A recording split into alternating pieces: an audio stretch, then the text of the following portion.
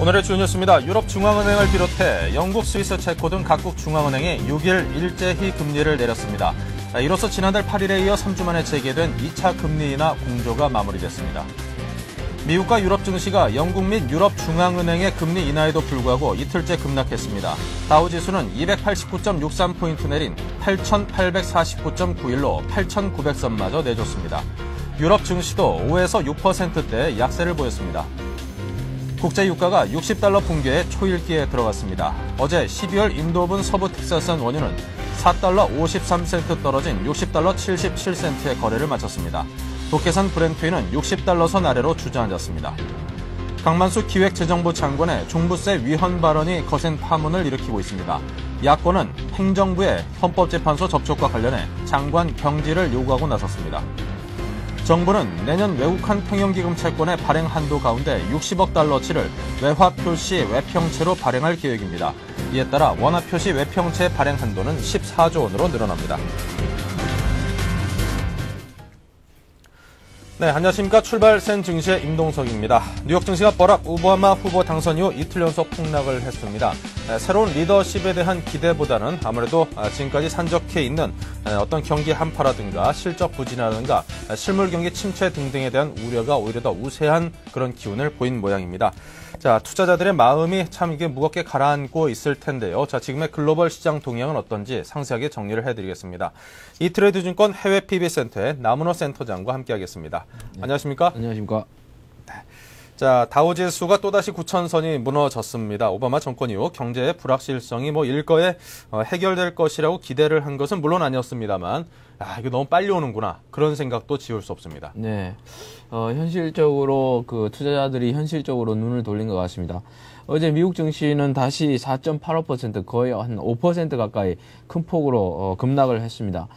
그래프를 잠깐 보시면은 다우 지수가 보합권에서 시작해서 장이 시작되자마자 내리기 시작했습니다. 그래서 장중 내내 하락폭을 키워나가다가 후반에 잠깐 반등세를 하려고 시도했으나 이제 마지막에 다시 내리는 그런 모습으로 마감을 했고요. 여러 가지 뉴스가 많았습니다. 어제 이제 지금 현재로서는 다우 S&P 500 지수는 이틀 동안의 하락률이 87년 이후에 최고를 기록을 하고 있습니다. 그러니까 이틀 동안 1000포인트, 약 10% 가까이 내리는 아주 큰 폭으로 하락을 해서 이것이 이제 시장에 조금 충격이 되고, 글로벌 경기 후퇴가 지금 재부각이 되는 그런 모습입니다. 어제는 이제 내린 배경에는 기업 실적들에 많이 부진했고, 전망도 부진한 전망을 내놨습니다. 시스코라든지 뉴스코프라든지, 아마존 인터넷 대표주 아마존닷컴이라든지, 그리고 에너지주 엑선이라든지 이런 부분도 많이 내렸고요. 웰스파고도 하락을 했습니다. 그래서 기업 실적이 부진한 것이 있었고, 어제는 또 특히 IMF가 내년 선진국의 경제 전망을 역성장할 것이라고 전망을 내놨습니다. 이것은 뭐냐면 미국과 영국, 유럽, 일본 등이 이제 내년에 마이너스 성장을 할 것이라는 것입니다. 근데 이 폭은 그렇게 크지는 않습니다. 하지만 1%에서 2%의 성장을 해주다가 내년에는 마이너스 0.5에서 1%까지 마이너스 성장을 할 것이라는 예측이 나오고 있습니다. 그래서 네. 이 세 지역이 동시에 역성장하는 것은 2차 대전 이후에 처음으로 나타날 전망이고요. 또 내일 일주 이상 내일 또 실업 고용이 발표가 되는데, 어제 발표된 고용은 일주 이상 실업 청구 건수가 25년 내 최고치를 기록하고 있다는 이런 실물 경제에 대한 안 좋은 뉴스들이 장중 내내 투자자들의 심리를 누른 것 같습니다. 네. 자, 이래저래 어떤 실물 경제 침체는 이제는 피할 수 없는 것이고요. 그 폭과 골이 상당히 예상보다도 깊어질 수 있는 가능성은 반드시 열어둬야겠습니다. 역시 유럽 증시도 함께 불안한데요. 네. 유럽들의 중앙은행들이 일제히 기준금리를 인하하고 있죠. 네, 그렇습니다. 유럽에서 이제 세계 각국 정부가 금리를 공격적으로 인하를 하고 있습니다. 특히 어제는 이제 유럽 지역에서 중앙은행들이 일제히 기준금리를 인하를 했는데요. 유럽 중앙은행 ECB가 0.5% 그리고 스위스 체코가 0.5% 정도 인하를 했고 특히 영국의 중앙은행 영란은행은 150bp 1.5포인트를 금리 인하를 단행했습니다. 그래서 상당히 큰 폭으로 공격적으로 했고요. 국제 유가는 또 60달러대로 이제 내려앉았습니다. 60대 초반으로 내려앉았고요. 그래서 이런 부분은 이제 그 각국 정부는 공격적으로 애를 쓰고 있습니다. 이렇게 주가라든지 경제를 경기를 부양하려고 애를 쓰고 있지만 이제 아직은 실물 경제에 대한 우려감 때문에 주가가 아직 반등을 못 해주고 있는 것 같습니다. 네. 자, 이렇게 전 세계 증시가 불안하고 특히나 이제 미국 증시가 다시금 폭락세로 접어들고 있으면 이제 월가에 있는 전문가들의 반응이 상당히 궁금합니다. 네. 그들의 의견이 좀 정확할 테니까요. 네. 지금 미국 월가에서는 베테랑 펀드 이 아침부터 좀 주말인데요. 미국 증시가 내려서 좀 우울한 얘기인데 베테랑의 펀드 매니저, 월가의 펀드 매니저가 자살했다는 그런 얘기가 있습니다. 물론 자살이면은 이제 주가가 바닥이라는 이런 얘기가 나오고 있습니다만은 제가 지난주에 이제 싱가포르에 다녀왔었는데 싱가포르의 펀드 매니저 저희 친구들뿐만 아니라 펀드 매니저들이 손에 일을 놓고 있는 그런 형편이더라고요. 그러니까 펀드 매니저들이 지금 거의 좀 의기소침한 그런 상황이고 지금 월가에서는 이제 펀드 환매 중단이 일어났습니다. Shoals Platinum 펀드라고 펀드가 있는데 펀드 환매 중단이 있었고요, 어제. 그 다음에 이제 미국 뮤추얼 펀드 쪽에서는 이제 최근 3개월 동안에 20억 달러를 인출해 나갔다는, 그러니까 펀드에서 20억 달러가 나갔다는 이런 얘기도 있고, 어쨌든 지금 월가에서 나오는 동향을 보면은 우리가 이제 서점에 가면 스테디셀러라고 꾸준히 잘 팔리는 그런 책을 스테디셀러라고 하는데 네. 지금 월가의 형국이 이 스테디셀입니다. 스테디셀러가 아니고 계속 이제 꾸준히 파는 그런 상황이라서 좀 힘든 상황인 것 같습니다. 네. 자, 그렇다면 아시아 증시도 역시 분위기 별반 다르지 않겠죠? 네, 아시아 증시도 상당히 안 좋은데요.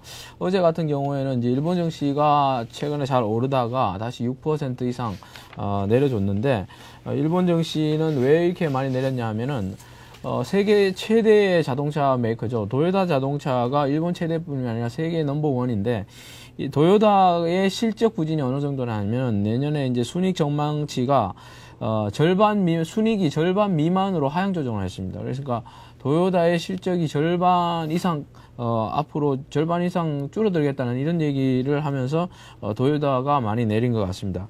한편 또 다른 쪽에서도 이제 홍콩이라든지 이런 부분, 한국이라든지 같이 많이 내려줬고요. 일본 증시는 통상적으로 6개월 전만 하더라도 일본 증시는 등락률이 1% 내외였습니다. 워낙 큰 시장이고 선진화된 시장이기 때문에 1% 내외였는데 요즘 주가가 움직이는 거 보면은 어제는 도요타 자동차가 10% 이상 폭락을 했습니다. 그리고 혼다, 닛산, 마즈다 할 것 없이 9.84, 그 다음에 9% 이상 이제 하락하면서 요즘 일본의 우량주들도 거의 7%에서 10% 내외까지 이렇게 하락하는 그런 모습을 보여주고 있습니다. 그러니까 어떻게 손을 쓸 수도 없는, 단기적으로 손을 쓸 수 없는 그런 형편이 이어지고 있습니다. 네, 이 전문가들조차도 손을 놓고 있는 이런 어려운 형국은 참 늪에 빠져 있는 그 형국과 좀 비슷한 것 같습니다. 네. 움직이면 움직일수록 비용이 들기 때문에 오히려 더 가라앉는 거 아닌가 싶은 생각이 드네요. 자, 이트레이드 증권 해외 PB센터 남은호 센터장과 함께 글로벌 경제 동향을 짚어봤습니다. 고맙습니다. 네.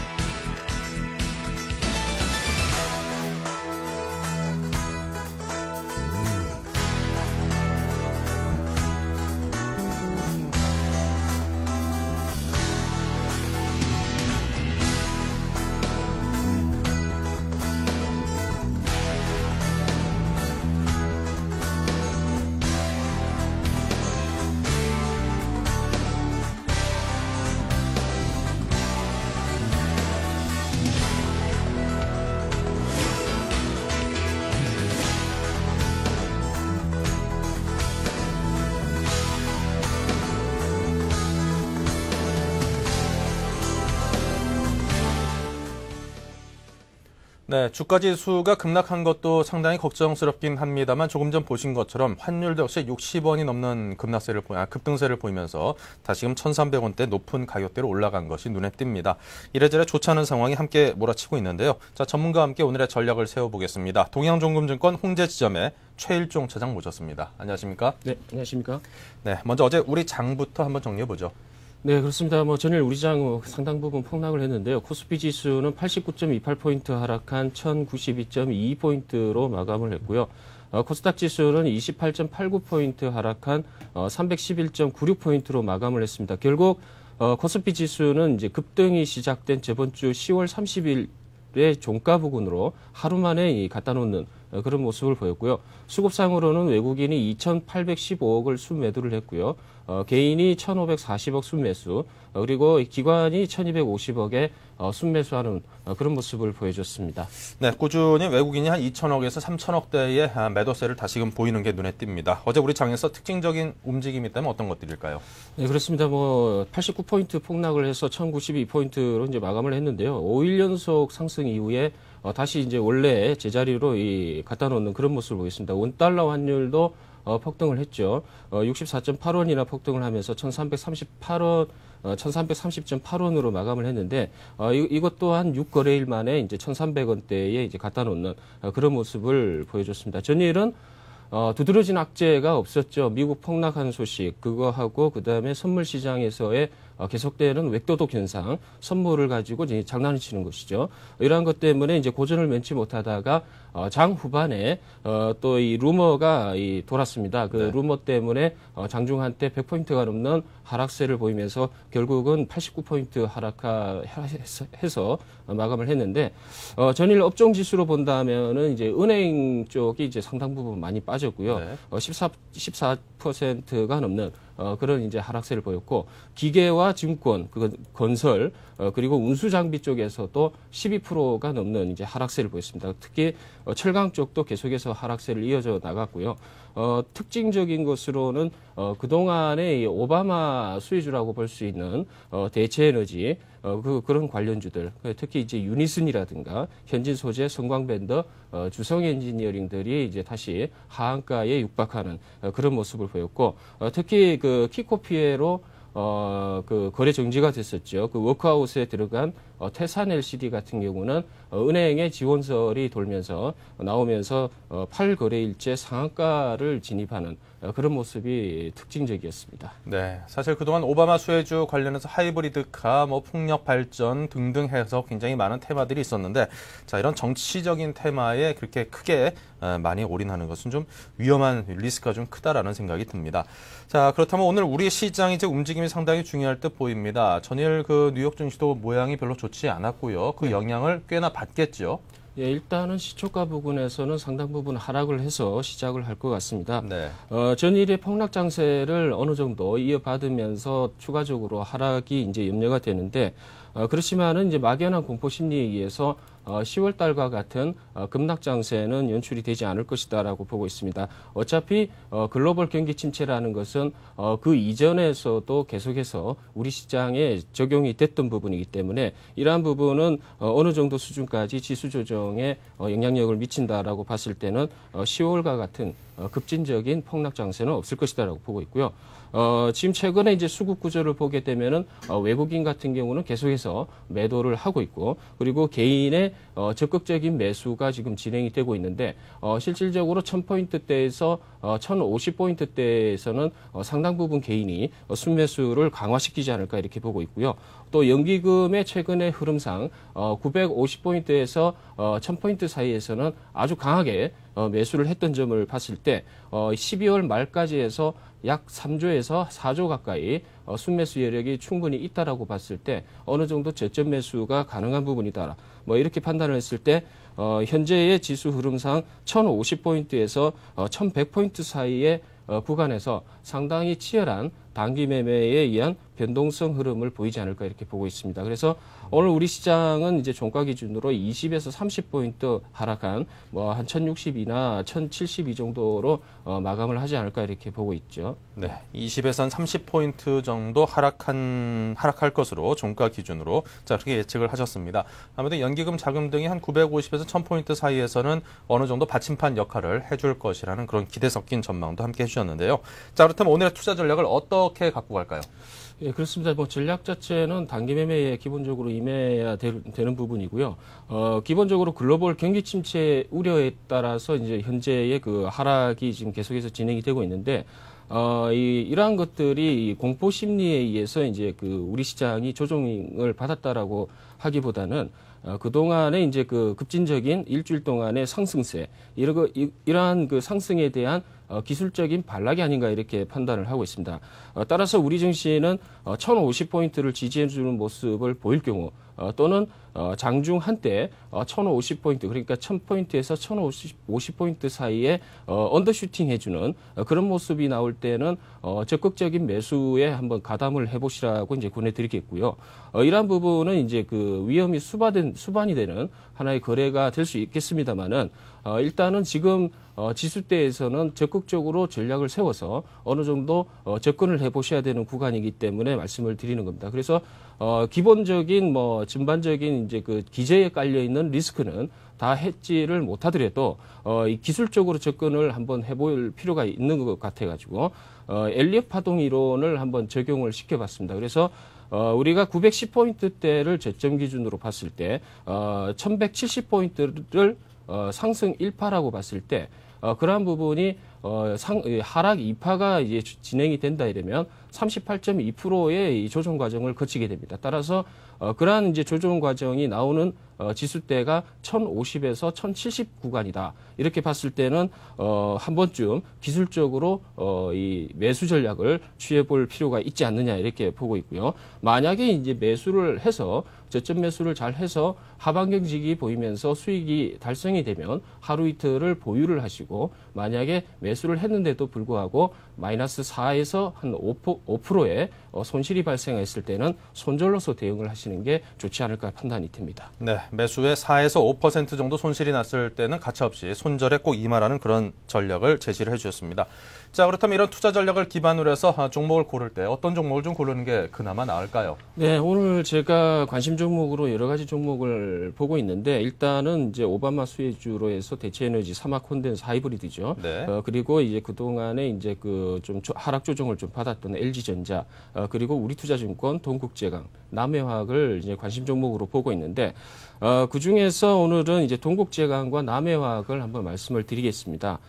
동국제강 같은 경우는 전반적으로 철강이라든가 뭐 이런 쪽, 특히 이 철강 쪽 같은 경우는 경기 민감주죠. 네. 아무래도 경기가 침체됐을 때는 건설이라든가 이런 쪽이 침체가 되기 때문에 실적이라든가 이런 부분에서 상당 부분 우려가 되는 부분이 있는데도 불구하고 동국제강 같은 경우는 최근에 후판 가격이 상당 부분 영업이익이 상당히 좋게 나오고 있습니다. 네. 이러한 부분은 연간 300만 톤의 이 증가분, 국내에서 필요한 부분이 300만 톤이나 증가를 했음에도 불구하고 이 포스코와 동국제강에서 증가를 시켜서 어느 정도 이 그 증산을 갖다 할 수 있는 규모가 70만 톤. 그 정도밖에 안 되기 때문에 이 수요보다 공급이 딸리는 그런 이제 상황이다라고 할 수 있습니다. 그래서 향후 내년까지 해서 계속해서 후판 가격은 계속해서 그쪽 부분에서 영업이익률은 극대화시킬 수 있는 그런 상황이다라고 볼 수 있고요. 최근에 정부에서 내수 경기 진작을 위해서 이 건설 경기 부양 대책이 발표가 되고 있는데 이러한 이유로 인해서 철근과 이 현강 H형강 같은 경우 그러한 그 제품들이 수요가 급격하게 감소하는 것보다는 어느 정도 하방 경직을 보이면서 안정권으로 상승을 하겠다라고 이제 보임에 따라서 이러한 이 주가 현재의 주가는 밸류에이션상 PBR 현재 0.5에 불과하는 이러한 저평가됐을 때는 어느 정도 매수에 가담을 해도 좋지 않을까. 따라서 매수 가격은 오늘 저점이 나오는 구간부터 해서 약 뭐 2만 원에서 2만 2천 원 뭐 2만 원 이하대라도 매수를 할 수 있으면은 매수를 해서 목표 주가는 32,000원까지 보유하시는 것을 일단은 말씀을 드리겠고, 손절가는 짧게 잡아서 18,000원 부근에서는 일단은 현금화 하시는 쪽으로 말씀을 드리겠습니다. 그리고 마지막으로 남해화학을 말씀을 드릴 텐데요. 남해화학 같은 경우도 마찬가지로 실적 호전주죠. 최근에 이 3분기 매출액이 3,600억, 영업이익이 982억이 나왔습니다. 이러한 실적은 작년 동기 대비로 해서 112%, 1292%가 상승한 수치인데, 이러한 것은 이제 전 세계의 비료 수급의 이제 호조가 이제 계속해서 진행이 되고 있다라는 겁니다. 그래서 이러한 것 때문에 올해 사상 최대의 실적이 나올 것으로 기대가 되고 있고요. 그 다음에 원자재 급등으로 인해서 상당 부분 원료 가격이 인상될 것이다라고 봐서 이익이 급감되는 거 아니냐 이렇게 우려를 하고 있는데, 그렇지만 이 종목 같은 경우는 가격 급등 이전에 재고를 확충해 놓은 그러한 이제 그 상황이기 때문에 재고 효과로 인해서 이익이 급증할 것이다라고 보고 있습니다. 그래서 수출 가격 상승으로 인해서 수출 마진 확대가 이제 실적 개선의 원동력이 될 것이고요. 복합 비료 생산업체 중에서 수출 비중이 높아서 비료 시황 호조에 따르는 수혜가 또 기대가 되는 부분입니다. 그리고 마지막으로 오바마 당선에 따르는 바이오 에탄올 생산 기대, 그런 부분이 단기적인 모멘텀으로 제공이 되지 않을까 이렇게 봐서 매수가는 12,500원에서 13,000원까지 분할 매수, 저점 매수를 보내드리고요. 목표가는 2만 원까지 일단은 보시면 될 것 같습니다. 2만 원이 한 60일선 부근까지 이렇게 진행이 될 것 같고요. 그리고 손절가는 11,000원이 하회한다 이러면 어느 정도 현금화 하실 것을 보내드리겠습니다. 네, 자 이렇게 해서 동국제강과 그리고 남해화학 다 두 종목에 관한 의견을 들어봤습니다. 한동안 이제 곡물가가 급등하면서 물론 상품 가격이 다 급등을 했었습니다만, 곡물가가 급등하면서 그와 관련해서 뭐 에그리컬처 뭐 관련주 뭐 이런 식으로 해서 한동안 굉장히 그 호황을 받았었는데요. 사실 그 곡물이든지 그 뭐 쇠고기든지 뭐든지 먹거리라는 게 그렇다고 합니다. 경제학적으로 볼 때 한번 이게 소비를 늘린 상황에서 다시 줄이기는 참 쉽지 않다라는 그런 이론이 있더라고요. 자, 앞으로도 한번 늘어난 그런 소비량에 따라서는 앞으로 비료 관련주라든가 농업 생산 관련주들은 한번 꾸준히 계속해서 관심을 가져볼 만한 자, 그런 테마라고 여겨집니다. 자, 지금까지 동양종금증권 홍제지점에 계시는 최일종 차장으로부터 오늘 장에 대한 전망과 종목 추천까지 조언을 구해봤습니다. 고맙습니다. 감사합니다.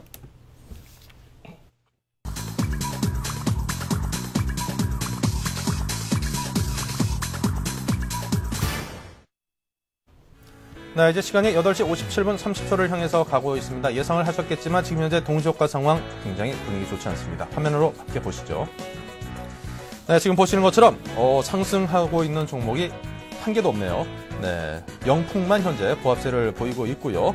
자, 지금 동시효과 상황에서 삼성전자 마이너스 6.41, 포스코 마이너스 7.45, 한국전력 마이너스 4.23, 현대중공업 마이너스 9.40, 신한지주 마이너스 6%, 우리금융 마이너스 6.88 등등.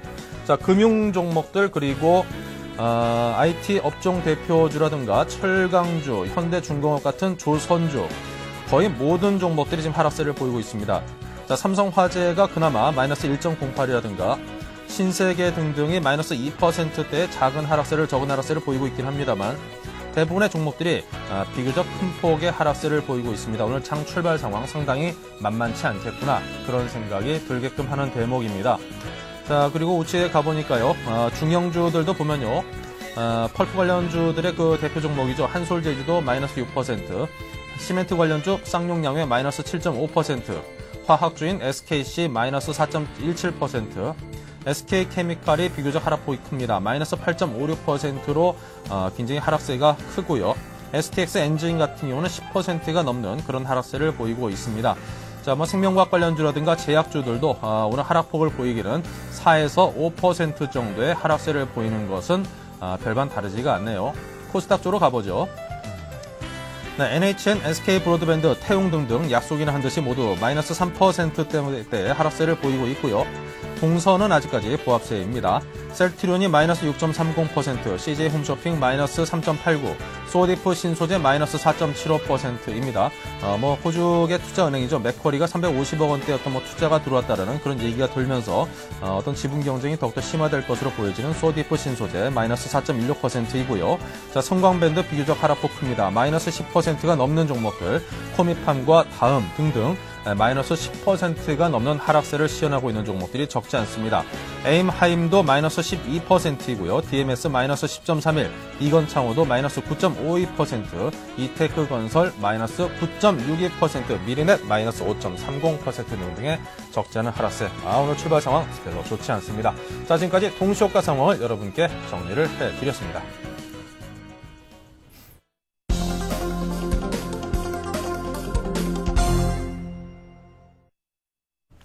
네, 장이 시작됐습니다. 9시가 막 넘어섰는데요. 출발 상황이 좋지가 않네요. 자, 다시 한번 정리를 해드리겠습니다.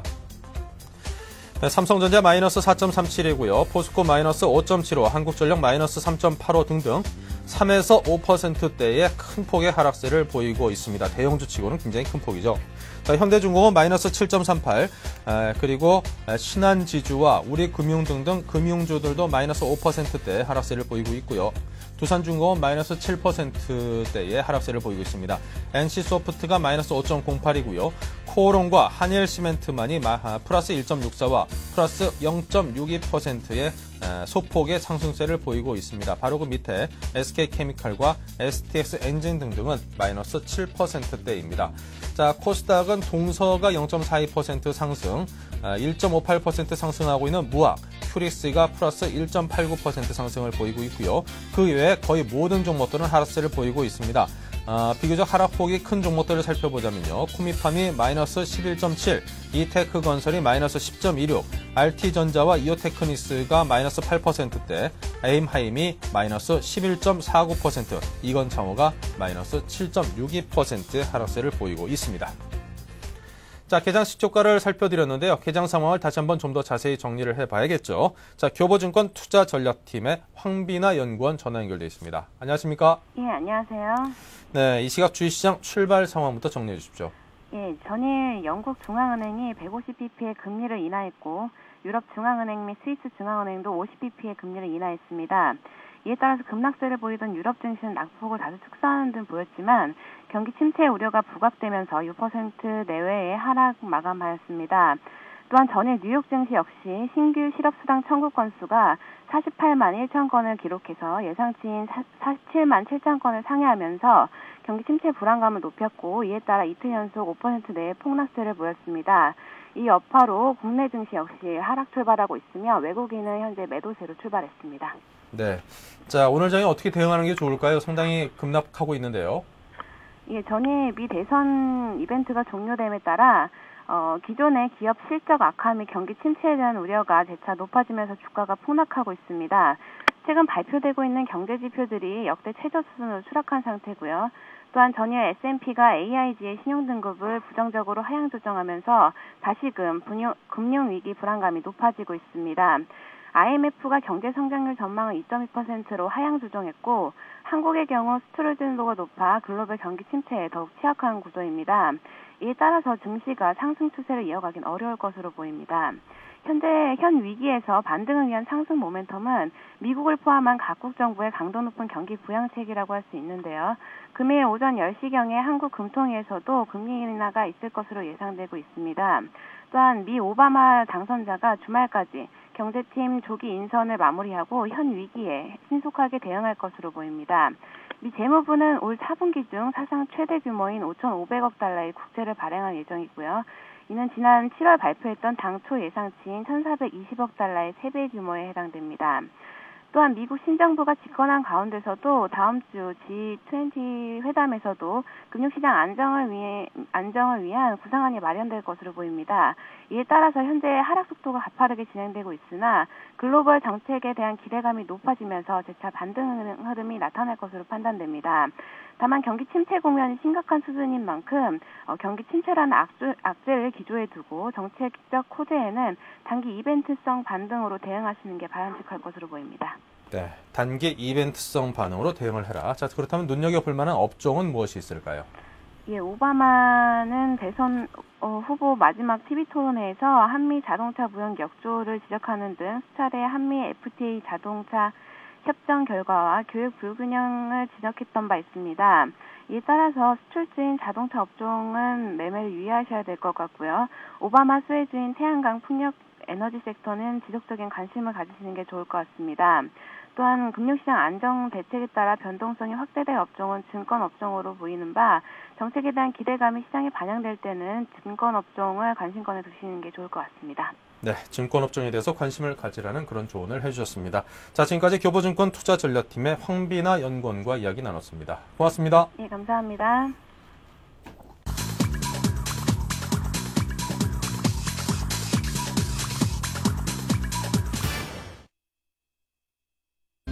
안녕하십니까. 11월 7일 오늘의 서울경제 주요 뉴스 브리핑입니다. 강만수 기획재정부 장관이 13일로 예정된 헌법재판소의 종합부동산세 위헌 결정을 앞두고 세대별 합산이 위헌으로 갈 것 같다고 발언해 논란이 일고 있습니다. 세대별 합산이 위헌으로 결정될 경우 환급 금액만 1조 원이 넘게 됩니다. 오늘 금융통화위원회가 기준금리의 추가 인하 여부를 결정합니다. 전문가들은 물가 상승 압력이 낮아졌고 전 세계가 금리 인하 흐름에 공조하고 있는 만큼 이번에도 금리를 내릴 가능성이 높다고 예상하고 있습니다. 은행권의 자산 건전성에 빨간불이 켜졌습니다. 글로벌 금융위기 여파로 건설업체 및 중소기업 대출을 중심으로 부실이 늘어나자 은행권의 건전성은 갈수록 떨어지는 추세입니다. 은행들은 부실 채권을 줄이고 대손 충당금을 늘리곤 있지만 경기 침체가 장기화될수록 비용 부담은 더욱 커질 전망입니다. 키코 피해 업체를 지원하기 위한 대출 제도가 오히려 모럴 해저들을 부추기고 있습니다. 환율이 떨어지면 갚을 원금이 줄어들 것이라는 기대감에 기업들이 원화가 아닌 달러로만 대출을 받고 있기 때문입니다. 정부의 모호한 지원 기준도 이를 부추긴다는 지적입니다. 저축은행이 부실 관리보단 현금 배당에만 열을 올려 빈축을 사고 있습니다. 저축은행의 배당 총액은 3년 새 2배 이상 늘었고 최대 주주 지분이 높을수록 배당이 많았습니다. 저축은행이 자산 건전성에 대해 관리 감독을 강화해야 한다는 지적이 나오고 있습니다. 현대중공업과 대우조선해양이 지난달 단 한 척의 배도 수주하지 못했습니다.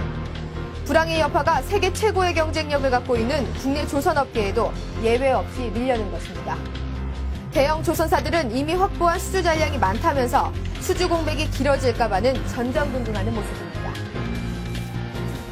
중국 경제의 성장 엔진인 광둥성의 채간 경기가 싸늘하게 식고 있습니다.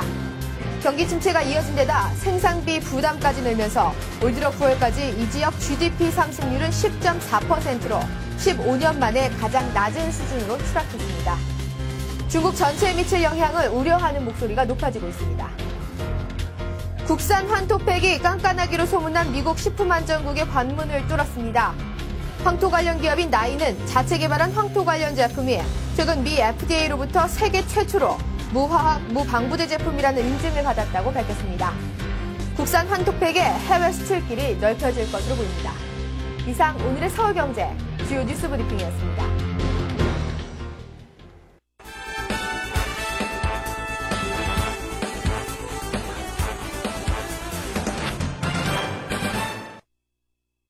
네, 오늘 장 출발상은 별로 좋지 않습니다. 정리를 해드리면요. 코스피가 마이너스 45포인트, 4.19% 하락한 1046.36포인트이고요. 자, 코스닥은 마이너스 14.85포인트 하락한 마이너스 4.76%입니다. 297포인트로 300포인트대 아래로 내려가 있습니다. 자, 환율은 9시 3분 기준으로 37원이 상승한 1368원, 1,400원대를 향해서 가고 있습니다. 자, 서울경제신문 이상훈 기자와 함께 이야기를 나눠보겠습니다. 안녕하십니까? 안녕하십니까? 네. 자, 어제 우리 증시도 상당히 좋지 않게 끝났고 전일 뉴욕 증시도 역시 상당히 큰 폭으로 하락을 했습니다. 오바마 당선으로 물론 미국의 새로운 변화에 대한 그 기대감으로 축제 분위기긴 하지만 증시만을 떼어놓고 본다라면 축제는 이미 끝났다. 이렇게 정리할 수 있을까요? 예, 뭐 좀 아쉽게 됐습니다만 우리가 기대감은 부풀었지만 결국 호재는 하루짜리였다. 이 오바마 축제는 이제는 끝이다. 이렇게까지 증시만 놓고 보면은 얘기를 할 수 있습니다. 일단 코스피 시장 어제 걸 한번 다시 복기를 해보죠. 어제 같은 경우 7% 넘게 하락을 했지요. 원달러 환율도 폭등을 하고 있고요. 지금 현재 코스피 상황이 이제 44.24포인트 하락을 하면서 이 4% 넘게 하락을 하고 있는 모습입니다. 이 뉴욕 증시 역시 어제에 이어서 오늘도 5% 가까이 하락을 하고 있고요. 뭐 유럽도 상황이 좋지가 않습니다. 영국, 프랑스, 독일 등이 어제 일제히 6% 가까운 하락폭을 기록을 했습니다. 이 오바마라는 깜짝 약기운이 이제 좀 서서히 떨어지고 있다. 아니면 급박하게 떨어지고 있다. 이렇게까지 말씀드리고 있습니다. 이 공포지수라고 하죠. 이 시카고 옵션 거래소에서 측정하는 변동성 지표 빅스라고 하는데요. 이게 전일 대비해서 17%나 급등을 했다고 합니다. 그래서 또다시 한번 최고치를 경신했습니다. 그만큼 시장에 퍼지고 있는 이 공포 강도가 얼마나 큰지를 저희가 실감을 할 수 있는 겁니다. 이 문제는 이제 실물 경제 위기감이라고 볼 수 있죠. 지금으로서는 일단 이 금융위기에 따른 경기 후퇴가 현실화되고 또 각국 주요 기업들의 실적이 나빠질 것으로 예상이 되면서 특히 어제 이제 미국 자동차 업계 같은 경우 10% 넘게 이 실적의 하락폭이 예상이 되고 있지 않습니까? 네. 이런 부분들이 결국 증시에 하나둘씩 반영이 돼서 뭐 지난달에 하락 10월 같은 경우는 이제 오바마 당선이라는 좀 기대감은 어느 정도 저희가 예상을 할 수 있었지만 이번 달 같은 경우 이렇게 또 한번 하락이 시작한다면은 앞으로 그 끝이 어딘지 연말 랠리 글쎄요. 지금으로서는 장담하기 굉장히 힘든 상황이 아닌가 이렇게 좀 분석을 할 수 있을 겁니다. 네. 자, 무엇보다도 이제 경제 지표들이 좋지 않게 나타나는 게 가장 큰 우려점이죠. 당장 우리 경제만 하더라도 실업자 수가 늘어나는 것은 물론이고 신규 취업자 수도 감소하고 있고 예, 그렇습니다. 경기 하강 국면이 뚜렷하게 나타나고 있습니다. 예, 어제 IMF가 이 세계 경제 전망 보고서를 업데이트했습니다. 이 내용을 보면요, 미국과 일본, 유럽 등 이 주요 선진국이 내년 경제 성장률이 마이너스로 조정이 됐습니다. 이 세 지역이 마이너스 성장률을 할 것이라는 전망된 것이 지난 2차 세계대전 이후 60년 만에 처음이라고 합니다. 뭐 거치게 비유하면 60년 만에 경기 침체가 최고조에 달하는 것이 아니냐 이렇게까지 말씀을 드릴 수 있고요. IMF는 이제 이 보고서에서 경제를 살리기 위해서 이 추가 금리 인하를 단행해야 되고 또 부양책이 마련해야 된다고 이게 강조를 했습니다. 뭐 이 같은 IMF 얘기를 들어서일까요? 어제 유럽이 금리를 굉장히 크게 내렸죠. 유럽 중앙은행 같은 경우 기준금리를 이 3.75%에서 3.25%로 0.5%포인트 인하를 했고요. 이 스위스 중앙은행 같은 경우도 0.5%포인트 인하를 했습니다. 특히 영국의 중앙은행이죠. 영란은행 같은 경우 3%에서 1.5%로 기준금리를 반토막을 냈습니다. 굉장히 큰 폭의 금리 하락이라고 볼 수 있습니다. 한국은행 같은 경우 지금 이제 잠시 뒤죠. 오전 10시부터 이 금융통화위원회를 열어서 지금으로서는 뭐 전문가들 예상으로서는 대다수가 금리 인하를 점치고 있는 상황입니다. 뭐 지난달 10월에만 이 두 번에 걸쳐서 무려 1%포인트의 금리 인하를 단행을 했지만 그럼에도 지금 유동성 증가세가 별로 확연하게 눈에 띄지가 않고 또 경기 침체가 점점 가속화되고 있는 만큼 다시 한번 추가로 금리를 인하해야 된다는 이런 기대감이 높아지고 있다 이렇게 볼 수 있을 겁니다. 뭐 그렇게 된다고 해서 경제가 참 살아나면 얼마나 좋겠습니까? 하지만 상황이 그렇게 녹록지 않다는 데서 문제점을 찾아볼 수 있습니다. 좀 지표를 보시면서 저희가 설명을 드려야 될 텐데요. 어제 이 기획재정부가 내놨죠. 11월 경제 동향 보고서에 따르면은요, 이 우리 경제가 내수 부진이 좀 심화가 되고 또 세계 경제 침체에 따른 하방 위험이 커지는 상황이다. 이렇게 지적을 했습니다. 이 경기 하락 가속화를 바로 예상을 하고 있는 것이죠. 가장 크게 이제 우려되는 부분이 바로 일자리 수가 확연하게 줄었다. 이 부분을 좀 짚을 수가 있습니다. 이 신규 취업자 수 증가 폭이요, 올 초에 비해서 절반에 불과한 상황입니다. 지금 도표를 보시면 알 수 있겠지만요, 9월달 신규 취업자 수 증가 폭이 11만 2천 명입니다. 지난 1분기 같은 경우 21만 명에 달했다는 점을 생각하면은 절반에 불과하다는 점을 저희가 생각을 해볼 수 있습니다. 여기에 또 소비자 판매 지수도 감소세로 접어들었고요. 여기에 뭐 저희가 지난주에 한번 언급을 한 바가 있지만 이 수출 증가율 같은 경우도 한 자릿수로 추락할 것이라는 전망이 지금으로서는 굉장히 우세한 상황입니다. 뭐 미국이라고 상황은 다르지 않죠. 더 나쁘다고도 볼 수 있습니다. 어제 발표된 지수인데요. 이 비제조업 지수 같은 경우 97년 이후 가장 낮은 수준으로 추락했다고 합니다. 현재로서는 경기가 위축되는 모습이 점차 좀 지표로 확인되는 상황인데요. 어제 이 비제조업 지수를 보면 이 44.4%로 추락을 했습니다.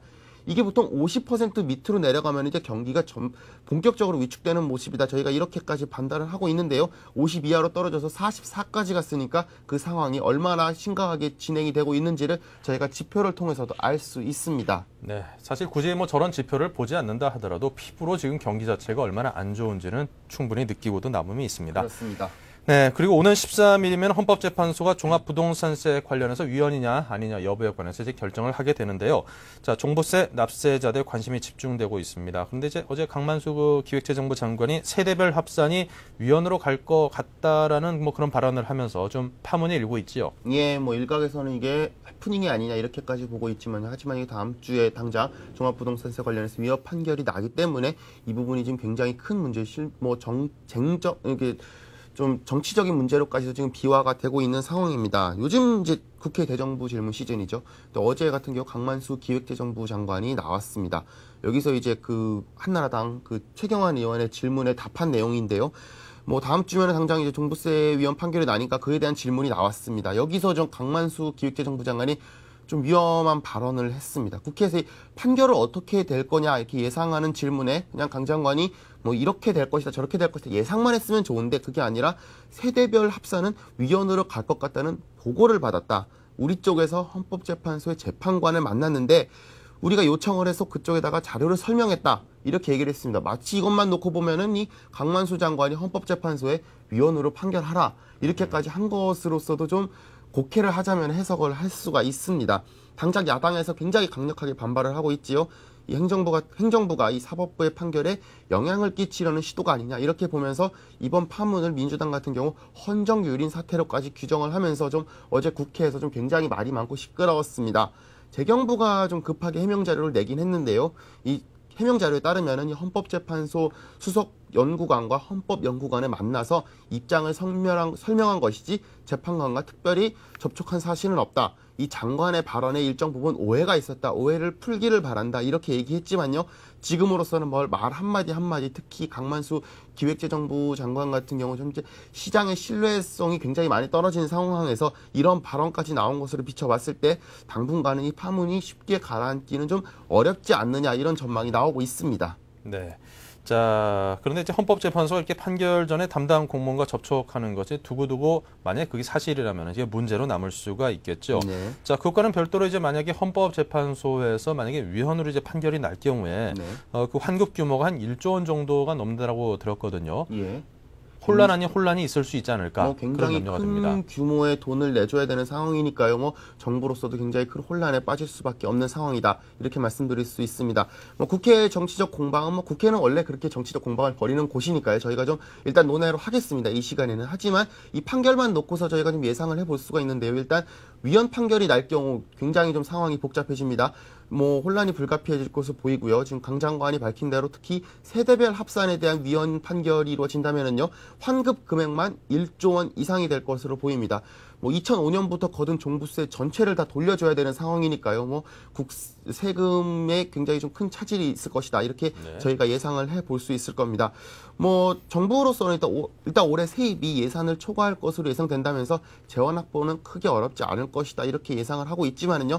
뭐 모든 과정을 생략하고 봤을 때 좀 거칠게 비유를 하자면은 세금을 걷어서 상위 1% 부자들에게 좀 돌려주는 모양새가 일단 나는 것입니다. 네. 뭐 여론에 악영향을 미칠 것은 불보듯 뻔한 상황이지요.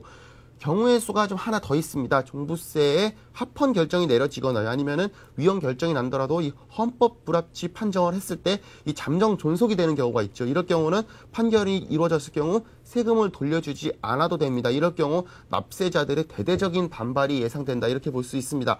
정부가 워낙 여러 차례에 걸쳐서 종부세에 대해서 비판을 해서 세금을 돌려받을 줄 알고 있었는데 뭐 줄 듯 말 듯 하면서 이제 와서 주지 않겠다 이렇게 설명을 하면은 정말 뭐 받는 사람 입장으로서는 화가 나지 않겠습니까?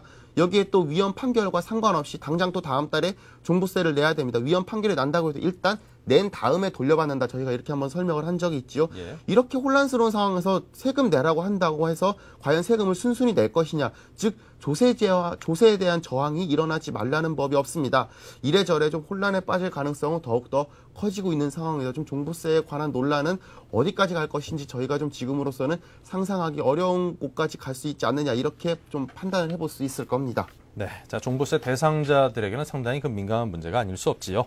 자 그리고 최근 환율 급등으로 키코 관련 기업들이 굉장히 큰 피해를 봤다는 소식은 누차 여러분께 전해드렸습니다.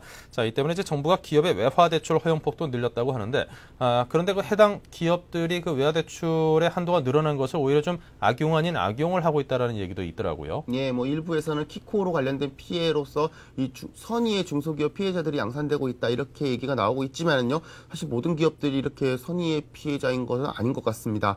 이 정부가 지금 키코 계약으로 손실을 본 업체들에게 외화 대출을 받을 수 있도록 허용을 해주자가 환차익을 노리고 대출을 받으려는 투기 수요가 늘어나고 있다는 소식이 좀 들어왔습니다.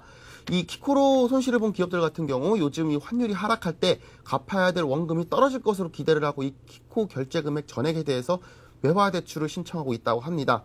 이 원화 유동성 지원과는 달리 이 외화 대출에 대해서는 특히 키코 관련 대출에 관해서는 지금 금융 이 감독 당국이 명확한 지원 방침을 제시하지 않아서 이런 문제점이 벌어지고 있다고도 말씀드릴 수가 있는데요. 이 기업들로서는 좀 일단 신청하고 보자는 식으로 좀 수요를 부추기고 있다 이렇게 볼 수 있습니다. 애초부터 이 과다한 키코 신청 기업 같은 경우 좀 사실상 환투기를 한 것이 아니냐 이런 비판이 있었는데요. 실제로 이 같은 현상들이 좀 재현되는 모습을 보이고 있다 이렇게 좀 말씀을 드릴 수 있습니다. 네. 자, 이렇게 외화 대출이 늘어나게 되면 자칫 그 피해가 기업들에게 또다시 돌아갈 수 있다라는 그런 우려도 있는데요. 예, 그렇습니다. 바로 그 점이 문제점으로 지적이 되고 있는 것입니다. 이 외화 대출로 키코 결제를 막는다고 하는 거는요, 좀 비유를 하자면 카드 돌려막기가 아니냐 이렇게까지 비유를 할 수 있습니다. 네. 이 대출 만기 시점에 환율이 하락하지 않거나 아니면 오히려 상승할 경우 원화를 기준으로 한다면 원금 상환 부담이 그만큼 늘어날 수밖에 없는 거죠. 네. 이 빚으로 빚을 막으면 이자만 불어나게 되지만 이거는 이자만 불어나는 게 아니라 환손실까지 보게 되는 거니까요. 부담이 몇 배로 늘어나게 되는 겁니다. 특히 기업들의 경우에 있어서는요, 이 무작정 외화 대출이 늘어나면은 원화 대출보다 최소 몇 배 이상 유동성이 공급되는 효과가 있으니까요. 또 시장에 달러가 너무 많이 풀리게 되는 악영향까지도 저희가 생각해 보지 않을 수가 없습니다. 이 시중은행들 같은 경우 지금으로서는 자금을 어떻게 받을지는 어디까지나 이 기업 업체들의 선택 상황으로 보기 때문에 지금으로서는 이거 막을 방법은 없다 이렇게 얘기가 하고 있지만요. 또 어떻게 보면 일부 부도덕한 기업 때문에 우리 기업들이 자칫 좀 제2의 키코 사태를 겪게 되지 않을지 이러면은 우리 경제 전반에 또 한 번의 악영향을 미칠 수 있지 않을지 이 부분이 좀 크게 우려되는 대목이 아닐 수 없습니다. 네. 사실 그 집 전체가 무너져 내리면은 내 방을 아무리 이쁘게 꾸며놔도 소용이 없는 거거든요. 예, 지금 같은 그렇습니다. 경우에는 어떤 나라 전체의 경제라든가 전체 시장의 그 흐름에 대해서 상당히 주목하고 좀 더 좋은 방향을 잡아가기 위해서 투자 주체 또 참여 주체 하나하나가 함께 노력을 해야 될 시기인데 자 이런 엇박자가 나오면은 아무래도 그런 방향성을 잡는 데 좀 걸림돌이 되지 않을까 그런 염려를 시민의 한 사람으로서 해봅니다. 자 지금까지 서울경제신문의 이상훈 기자와 이야기를 나눴습니다. 고맙습니다. 고맙습니다.